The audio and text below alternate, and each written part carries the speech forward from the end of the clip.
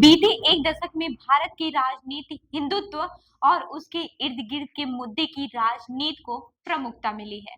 ऐसे में पिछले एक दशक के दौरान भारतीय मुसलमानों की राजनीतिक हिस्सेदारी कहाँ है और इस सवाल पर चर्चा हो रही है।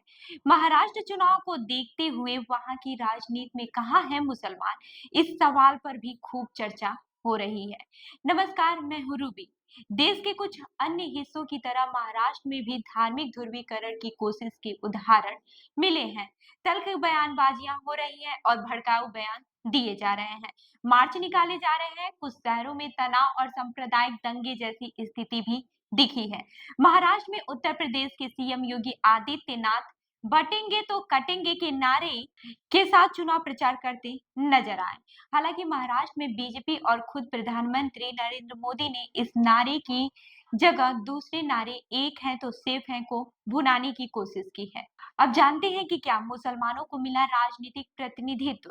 भारतीय राजनीति में ध्रुवीकरण के प्रयास करने की रणनीति बनाई जा रही है।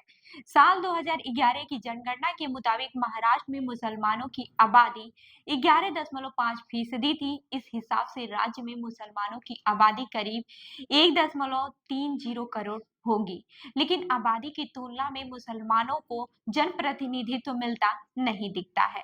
साल 2024 के लोकसभा चुनाव के दौरान महायुति और महाविकास अघाड़ी दोनों गठबंधन ने किसी भी एक सीट से मुस्लिम उम्मीदवार को नहीं उतारा, जबकि राज्य विधानसभा में 288 में से 10 मुस्लिम विधायक हैं, यानी 3.47%। इतिहास में यह पहली बार हुआ है कि महाराष्ट्र की विधान परिषद में एक भी मुस्लिम नहीं था।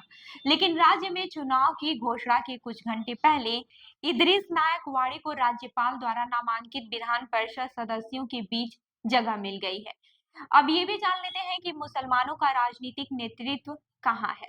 महाराष्ट्र के विभिन्न हिस्सों में मुस्लिम मतदाताओं, नेताओं, लेखकों, विचारकों से बात करने पर ऐसा लगता है कि राजनीतिक प्रतिनिधित्व और सत्ता में हिस्सेदारी का मुद्दा मुस्लिम समुदाय के लिए जरूरी हो गया है। वैसे महाराष्ट्र के गठन के बाद केवल एक ही मुस्लिम मुख्यमंत्री रहे हैं, अब्दुल रहमान अंतुले। समय के साथ मुसलमानों की राज्य की सत्ता में हिस्सेदारी और भी कम होती गई है। सोलापुर स्थित मुस्लिम लेखक और पत्रकार सरफराज अहमद स्पष्ट शब्दों में कहते हैं, यही सवाल है, मुसलमानों के लिए कौन बोल रहा है। नवाज मलिक थोड़ा बोलते थे, लेकिन उनका क्या हुआ। हुसैन दलवाई मुख्य धारा से बहुत दूर चले गए हैं। हसन मुशर्रफ मुस्लिम राजनीति नहीं करना चाहते हैं। अब्दुल सत्तार बहुसंख्यक निर्वाचन क्षेत्र से चुने गए हैं। इम्तियाज जलाली चुनाव हार चुके हैं। इनमें से कोई भी नेता बोलना नहीं चाहता है, क्योंकि अगर वे बोलेंगे तो उन्हें अब्बू आजमी की तरह हटाना पड़ेगा। असदुद्दीन ओवैसी बोलते हैं कि लेकिन अगर कोई मुसलमान उनके पक्ष में जाता है तो उसे कट्टरपंथी कहा जाता है। ऐसे समय में पहल कौन करेगा। यह सच है कि तथाकथित धर्मनिरपेक्ष पार्टियों में भी मुस्लिम उम्मीदवारों की संख्या घटी है।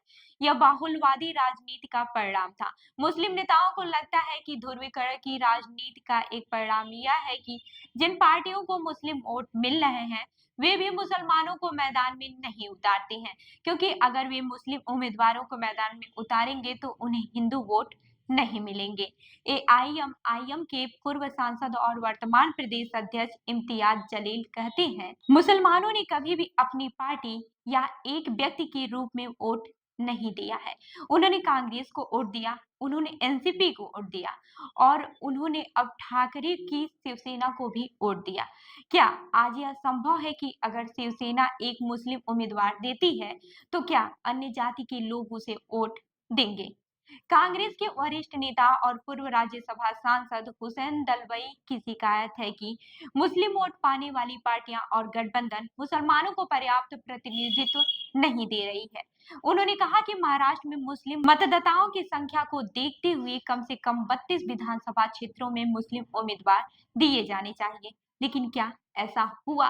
लोकसभा चुनाव में महाराष्ट्र में महाविकास अघाड़ी को मिले कुल वोटों में से 40% वोट मिले थे।